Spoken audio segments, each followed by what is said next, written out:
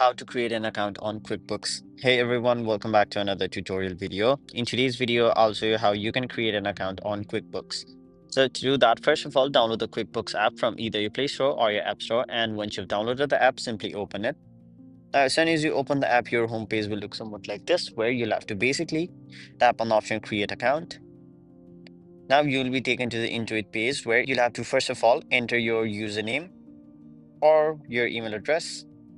After that, create a new password for your QuickBooks account.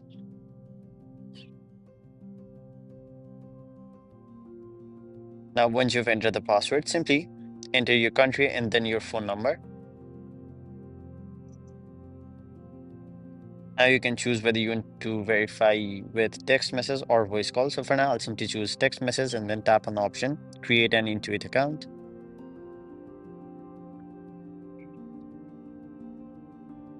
Now they will send a 6-digit verification code to your phone number. So simply enter the code over here.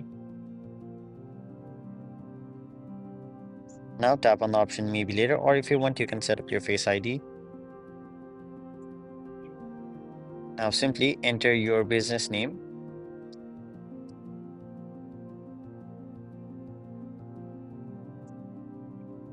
After that, tap on the option next.